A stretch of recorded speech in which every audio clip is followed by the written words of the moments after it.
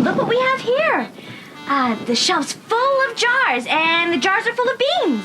We have kidney beans, pinto beans, dookie beans, has-beans, and, even jelly beans. Jelly beans? Mm-hmm. But these aren't just any old jelly beans. They're not? No. These are very special jelly beans. These are giant jumping jelly beans. And do you know where these giant jumping jelly beans come from? No. Where? Well, it all started under the big top. A long time ago, when the circus still had elephants.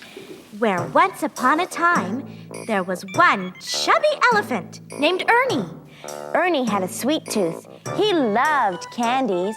When children came to the circus, Ernie saw them eating licorice and caramels, and his most favorite of all, jelly beans.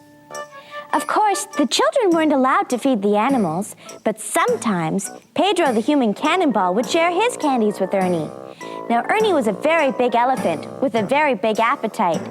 The little candies Pedro shared with Ernie were very tasty, but also very small. One day, on their way back from the show, Pedro invited Ernie inside the tantalizing Trapeze Stars circus wagon. And what did he see inside? There on the table was a great big giant jelly bean. It was absolutely huge. It was a ginormous elephant-sized jelly bean, and it looked so good. "Excuse me, Pedro," asked Ernie, "but would you mind terribly if I helped myself to a jelly bean?" Pedro said, "It's pretty close to dinner time, Ernie. Oh, but I guess it would be all right if you had just one." One jelly bean was all Ernie wanted. He reached out his long trunk and grabbed the really big giant jelly bean and stuffed it in his mouth. It was delicious. Suddenly, Ernie stopped. He heard a noise.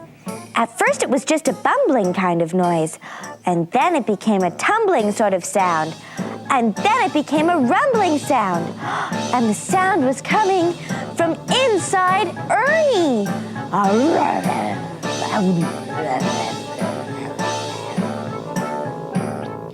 Ernie held his tummy and tried to keep it quiet, but there was nothing he could do to stop the noise from deep inside. "Ernie," asked Pedro, "is that you making all that noise?" Ernie explained, "You said I could have just one jelly bean, so I did. But I guess I made a pig of myself. I ate the one really big giant jelly bean. Sorry." "Oh, Ernie," said Pedro, "that was no ordinary jelly bean. That was a giant jumping jelly bean." But before Pedro could say or do another thing, Ernie jumped. He jumped higher than the lion's cage, higher than he had ever jumped before. And when he landed, Ernie jumped again, and again, and again, until finally he went up even higher than the high wire. Ernie had become a giant jumping elephant bean. Ernie was terribly embarrassed. He wanted to apologize for taking Pedro's jelly bean, but every time he opened his mouth, the rumbling would start again, and Ernie would find himself jumping around the circus, higher and higher than any elephant had ever jumped before. Said the ringmaster. "Aha," said Pedro. "Oh, dear," said Ernie.